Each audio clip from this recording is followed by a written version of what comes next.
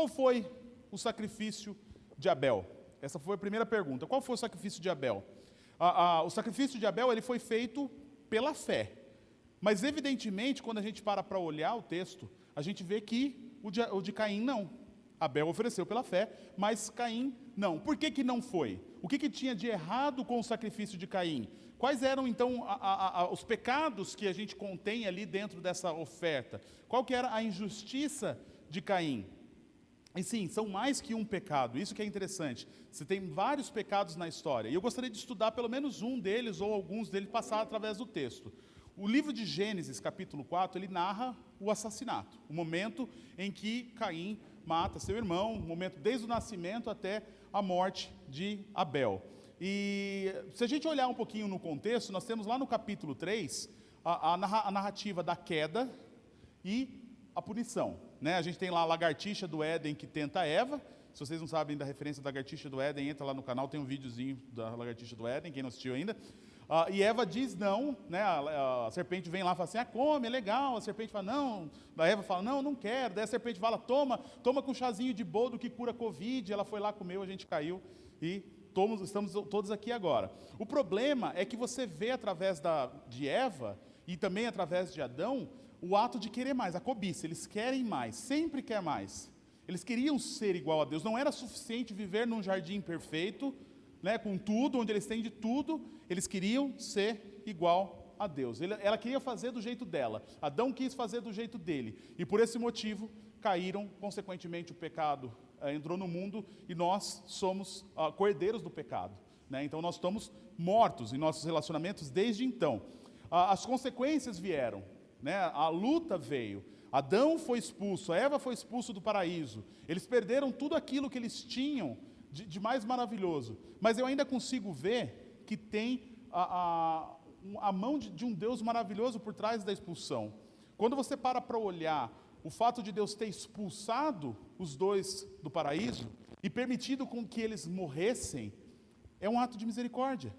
Por quê? Porque eles caíram no pecado, eles desobedeceram a Deus. Acabou o relacionamento com Deus. Se eles continuassem no jardim, a gente precisa lembrar que tinha uma segunda árvore, que era a árvore da vida. Eles continuariam no jardim comendo da árvore da vida e iriam viver eternamente longe de Deus. Então fechar o jardim, expulsá-los de lá, foi um ato de misericórdia de Deus.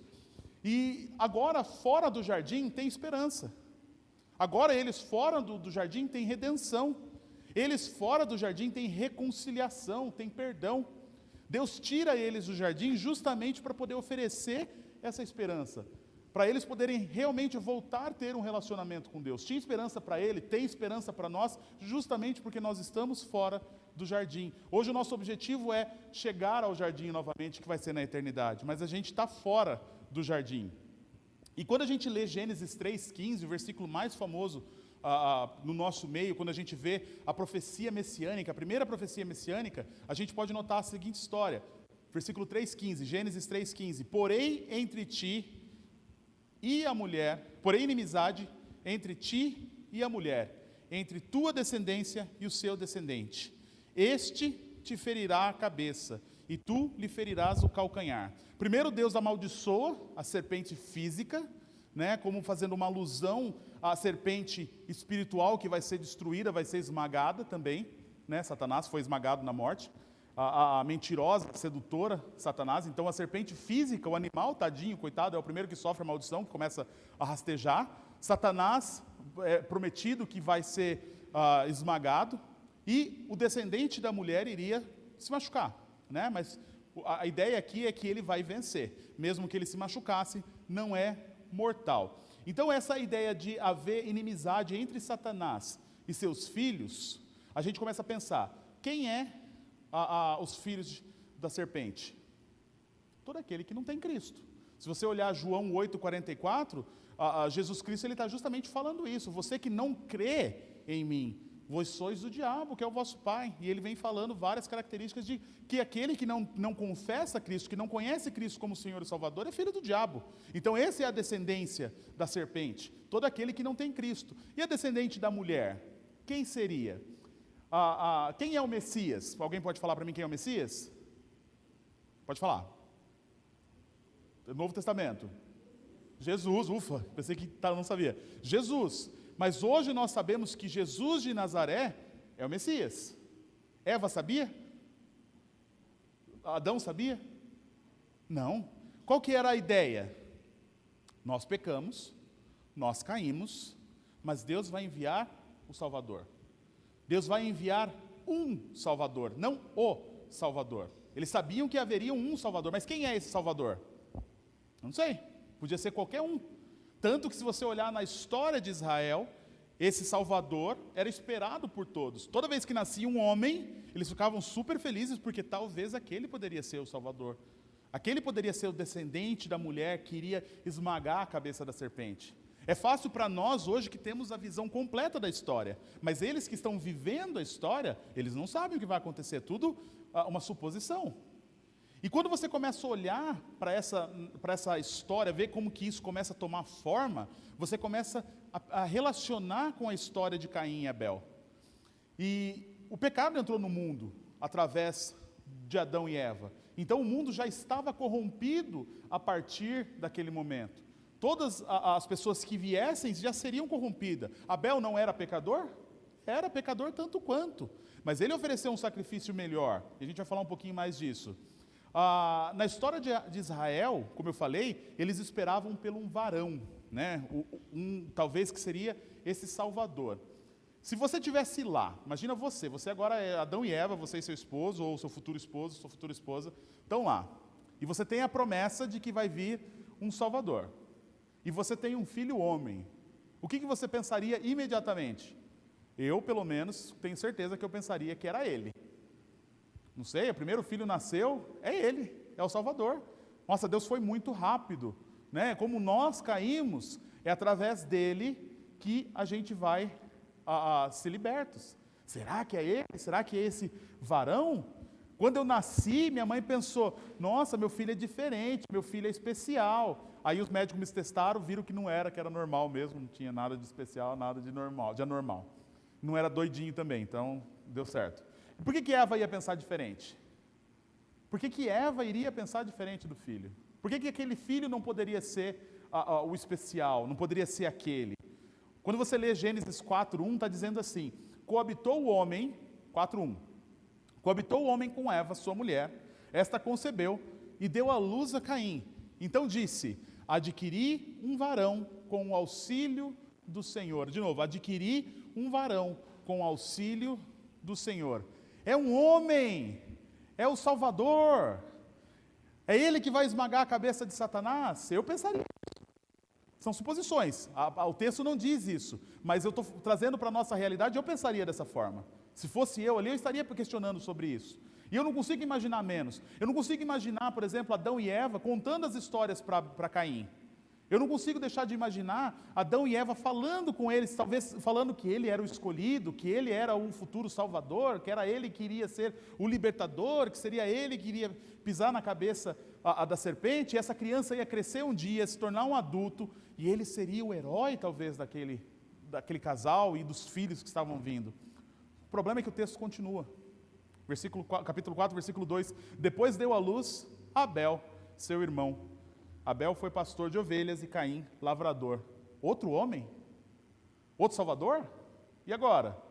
Quem que é? É o primeiro ou o segundo? Qual dos dois é o escolhido? Qual vai ser o Salvador do mundo? Quem que vai pisar na cabeça da serpente? Será que é os dois? Eu gosto dessas suposições, de você parar para pensar. Será que não houve esse questionamento ali por parte dos dois? O texto fala depois. Depois deu à luz. O termo dá a ideia de continuação. Primeiro veio um, depois o outro. Eu não creio, como alguns comentaristas falam, eles eram gêmeos. Eu não creio que seja assim, porque quando você vai para a história de Jacó e de Esaú, você vê que a narrativa fala que os filhos lutavam no ventre dela. O texto é bem específico, né? Então não tem essa ideia de ser gêmeos, eu não acredito que sejam gêmeos. Depois da ideia só de continuidade. Primeiro veio Caim, depois Abel. Quantos anos se passaram? Só se a gente fizer suposição. Não dá para a gente saber também quanto tempo isso aconteceu. Mas o que eu quero destacar para vocês, quem seria o Salvador? Quando a gente vai lá para 1 João capítulo 3, se vocês puderem folhear comigo, 1 João capítulo 3, carta de 1 João capítulo 3, nós vemos que Caim tinha sentimentos fortes. Da onde veio os sentimentos de Caim? Do nada? Brotaram ali naturalmente só por conta do pecado? Será que o sentimento é criado do nada?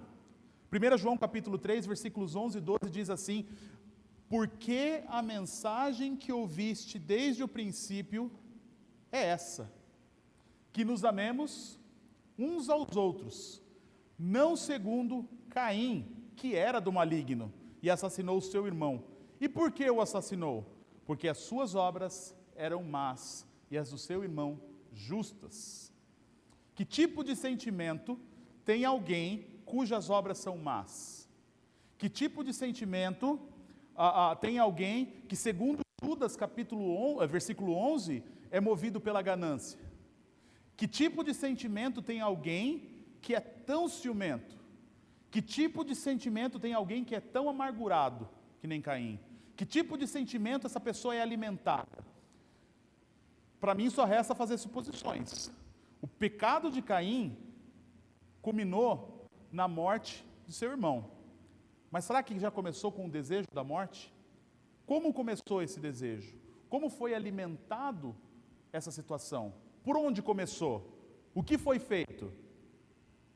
Dá para a gente começar a questionar se não teve algo que começou pequenininho, uma raiz pequenininha dentro do seu coração, e aquilo foi brotando, crescendo, tomando forma, chegando ao ponto de não ser suportável mais, e ele chegar ao ponto de matar o seu próprio irmão. Matar o seu irmão foi o ponto ápice do seu pecado, mas esse pecado começou de certa forma, de uma forminha bem pequenininha.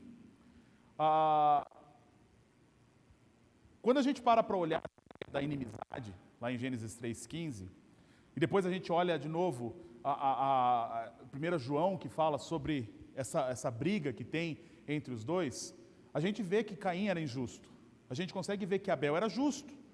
O sentimento de Caim corrompeu. Era um sentimento não virtuoso, era do maligno. O que eu quero destacar com vocês hoje? Capítulo 4, versículo 7, é o nosso versículo base de hoje. Gênesis 4, 7. Se vocês puderem voltar para lá, a gente vai ficar para lá agora. Nós vamos fazer a exposição desse trecho, do capítulo 4. Mas o versículo 7 é o que eu queria destacar com vocês. 4, 7. Olha, o versículo fala assim: se procederes bem, não é certo que serás aceito. Se todavia procederes mal, eis que o pecado jaz à porta. O seu desejo será contra ti, mas a ti cumpre dominá-lo. De onde veio a ideia de sacrificar? A gente está falando de Adão e Eva, o primeiro casal, os primeiros filhos, eles estão sacrificando. De onde veio essa ideia de sacrificar? De onde que eles tiraram isso de oferecer essas ofertas a Deus? Isso não era no tempo da lei. A gente está falando de um tempo bem anterior à lei. De onde que veio? Por que veio? Será que Adão e Eva já não tinham essa ideia de sacrificar? A gente vê o sacrifício que Deus fez no jardim para poder cobrir o pecado de Adão e Eva. E a gente já tem a primeira noção de que não há pecado que não culmine na morte do justo. Seja um animal, seja o próprio Cristo. O pecado derrama sangue. Para haver perdão de pecado, tem que haver derramamento de sangue. E a gente vê que isso acontece, mas esse sacrifício era feito. Alguns vão falar assim: mas os pobres animaizinhos não fizeram nada de errado para ser sacrificado. E eu falo: justamente por não ter feito nada de errado, é que Deus aceita a troca. É por isso que Deus aceita o sacrifício de animais, porque o animal não fez nada. Eu fiz, vocês fizeram. Caim tinha feito, Abel tinha feito. Então isso significa que Deus aceitou o sacrifício de Abel porque era animal e de Caim era frutos da terra? Se eu sou Deus, eu também iria preferir os animais do que as verduras, mas aí é questão de gosto. Porém, não tem nada a ver com o texto. O texto, a gente vai ler durante toda a história de Israel que Deus aceitava o sacrifício de frutos, de grãos, de cereais. Então o problema não estava no sacrifício em si, o problema estava onde? Em como o sacrifício foi feito. Aonde estava o coração de Caim quando sacrificou? Versículo 3 e 4 do capítulo 4 diz assim: aconteceu que no fim de uns tempos trouxe Caim do fruto da terra uma oferta ao Senhor. Abel, por sua vez, trouxe das primícias do seu rebanho e da gordura deles. Eu gosto do texto, a ordem com que ele coloca os acontecimentos. Quem ofereceu primeiro? Caim. Abel ofereceu depois. Aconteceu que no fim dos tempos trouxe Caim do fruto da terra, uma oferta ao Senhor. Abel, por sua vez, trouxe das primícias do seu rebanho e da gordura deles. Talvez a iniciativa de oferecer veio de Caim, mas por que Deus não aceitou a oferta de Caim e aceitou a de Abel? A palavra traduzida por oferta aqui significa qualquer tipo de oferta. Pode ser grãos, pode ser animal, pode ser qualquer um das ofertas que foram feitas depois na época da lei. Mas a questão aqui é que a oferta é um reconhecimento a Deus da sua fidelidade. Você está reconhecendo quem Deus é. Você está reconhecendo quem você é. Você está reconhecendo a soberania desse Deus que quer um sacrifício seu, quer uma oferta sua. Deus falava com eles. Fosse talvez através da teofania, quando Cristo aparece, seja através dos céus, uma voz, seja através do sonho. Eu não sei como Deus falava, mas Deus falava com eles. A gente vê na narrativa que Deus tinha um relacionamento com eles. Eles tinham um relacionamento com Deus, eles falavam com Deus. Adão e Eva falavam com Deus. Então o sacrifício que é feito ali, é porque foi carne? É porque foi fruto? Não. É a forma com que foi feita. Agradou-se o Senhor de Abel e de sua oferta, ao passo que de Caim e de sua oferta não se agradou. E se pôs sobremaneira Caim, e decaiu-lhe o semblante. Qual foi a reação de Caim quando Deus rejeitou a sua oferta? Caiu-lhe o semblante. Essa palavra ela é bem forte, ela dá uma ideia de que ele ficou arrasado, ele ficou irado com Deus. O seu semblante caiu na terra, quando Deus aceita o de Abel e não aceita o dele.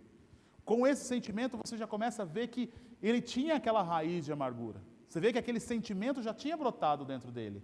Você vê que ele não aceita o posicionamento de Deus, ele não aceita o que Deus decidiu. Ele queria, como os pais, fazer o que lhe era melhor. Para ele, não para Deus. Fazer da forma dele, não da forma de Deus. Fazer da forma com que ele quisesse, não da forma de Deus. Talvez ele pensasse, eu sou o primogênito. Eu sou o escolhido. Eu sou o bambambam. E Deus vem aqui agora e aceita o sacrifício desse moleque e não aceita o meu? Eu fiz. Você vê muito eu. O eu está relacionado às vezes nisso. E a gente é igualzinho. A gente é igualzinho. A gente faz a mesma coisa o tempo todo. A gente sempre coloca o eu na frente de muita coisa. Então você começa a olhar e questionar se esse sentimento começou do nada. Não, isso foi brotando de pouquinho em pouquinho. Você pode ver que o coração de Caim, para chegar ao ponto de matar o seu irmão, já estava muito longe de Deus. E saiu do nada. Simplesmente um dia ele acordou, vou matar meu irmão e pronto. Não, aquilo foi aumentando, começando pequeno e crescendo, e sendo alimentado pela ira, pelo ódio, pelo ciúme, por sentimentos errados, ao ponto que ele chegou a matar o próprio irmão. Eu gosto dessa narrativa, não pelo fato de Caim ter matado Abel, mas o posicionamento de Deus com Caim. Quando você olha, você vê que Deus ele é demais, ele é incrível, ele é maravilhoso, ele é longânimo, ele tem paciência demais, ele procura Caim, Deus procura Caim, não é Caim que vai até Deus. E Deus chega para Caim e dá uma oportunidade para ele tratar esse sentimento. E Deus chega para ele, versículo 6, então lhe disse o Senhor, por que andas irado? E por que decaiu o seu semblante? Por que você está desse jeito, Caim? Fala para mim o que aconteceu, conte para mim qual é o seu sentimento. Deus não sabia qual era o sentimento de Caim?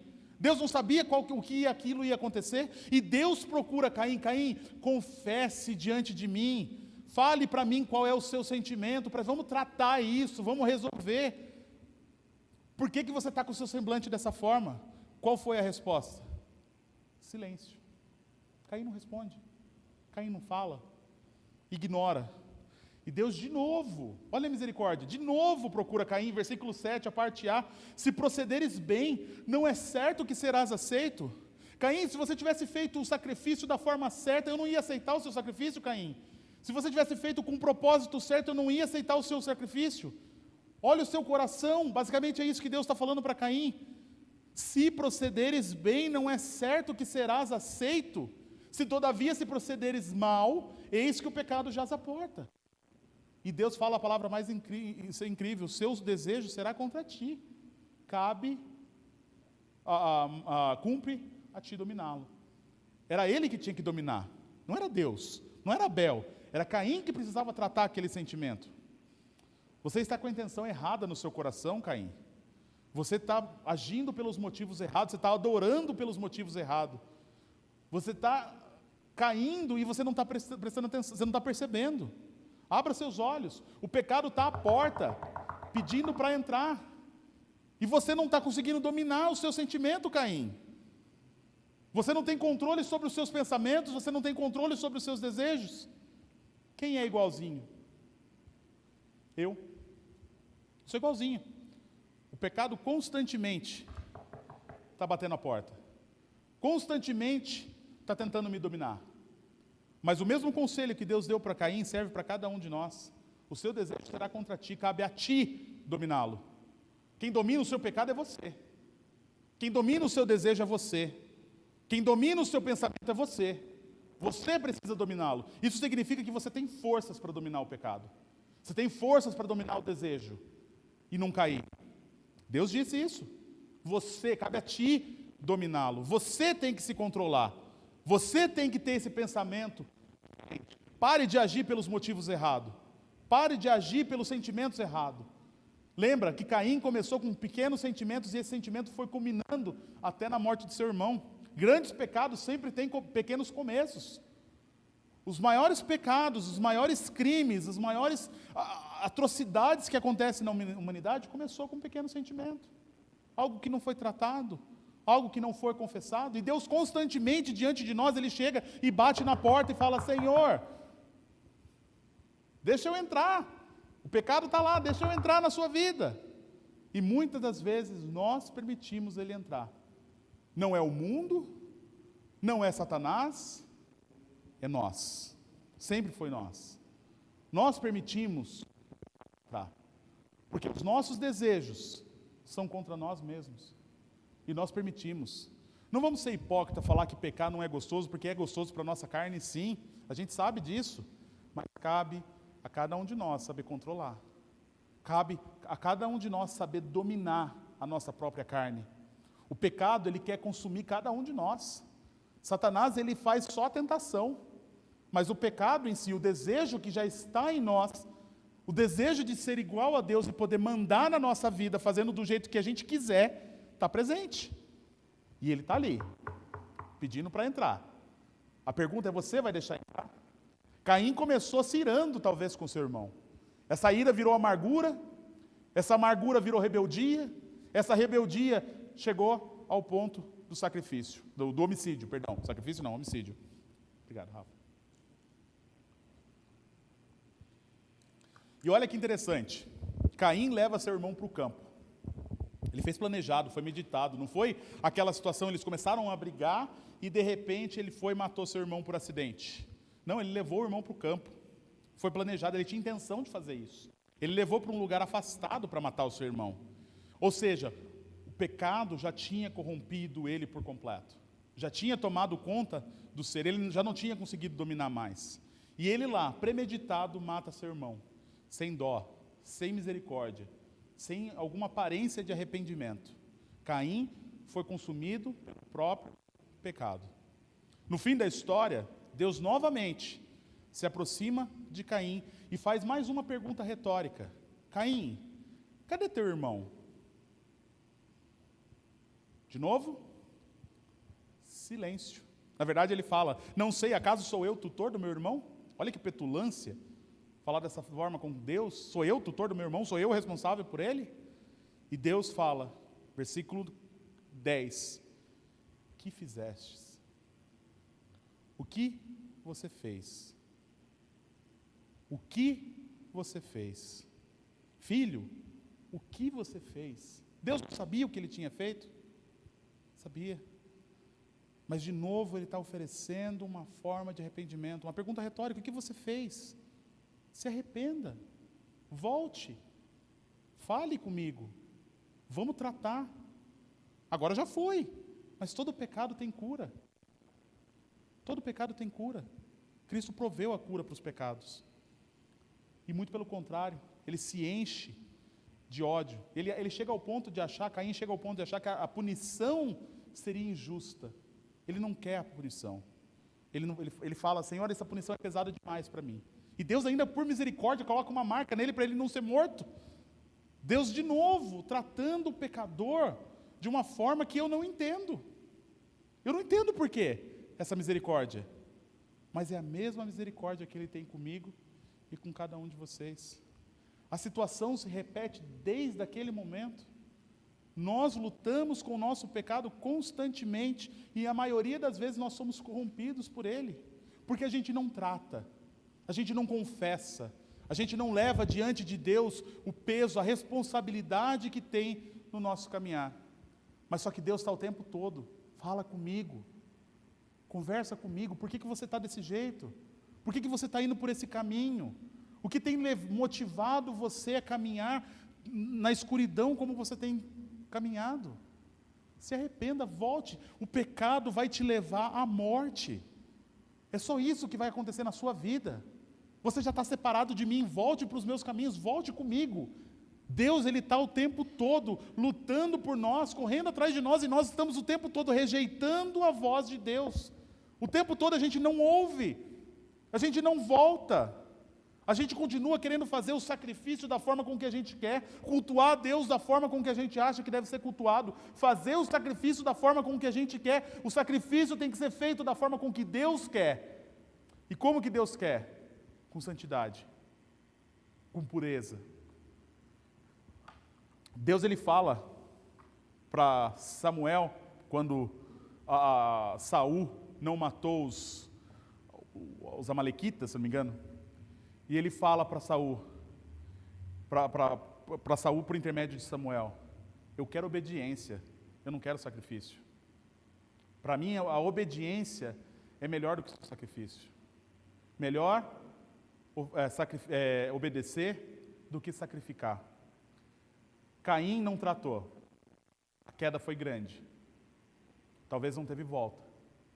Talvez ele esteja separado de Deus para toda a eternidade. Talvez ele nunca teve esse princípio de relacionamento. A pergunta é, onde nós estamos? Trazendo para nós aqui agora. Nós não estamos vivendo a nossa vida como Caim. Talvez o nosso pecado não vai chegar no ponto da gente matar o nosso irmão. Literalmente. Mas muitas vezes o pecado mata o nosso irmão nos nossos pensamentos. A nossa ira, o nosso ódio, o pecado não tratado, não confessado. O desafio para cada um de nós é a gente olhar para essa história de Caim e pensar: será que eu não tenho vivido da mesma forma que Caim vivia, com os mesmos sentimentos não tratados, não procurando o meu Deus, não me relacionando com esse Deus da forma com que eu deveria? Será que eu não tenho vivido a minha vida do jeito que eu acho justo? Porque ele achava que o jeito dele era o jeito justo. Será que eu não tenho ofertado para Deus a minha justiça e não a justiça de Deus? Os princípios meus e não os princípios de Deus. É uma reflexão que a gente tem que fazer na nossa vida. Como que a gente pode, então, dominar o nosso pecado? Como que a gente pode dominar o pecado que jaz à porta, batendo? Fazendo pequenas mudanças. Começando com pequenas coisas. Assim como o pecado começa pequenininho, a gente começa com pequenas mudanças. Mudanças de hábito, mudanças de comportamento, mudança de pensamento, cercando a nossa mente, nos protegendo do mal e da aparência do mal. Se você não tiver consciência de que essa mudança é necessária, você nunca vai mudar. É consciência. É como um viciado em drogas. Ele só vai sair se ele chegar ao ponto de entender que aquilo não é certo, ao ponto que ele quer mudar. Se ele não quiser mudar, ele não vai mudar. Se eu não quiser largar o meu pecado e abandonar, eu não vou mudar.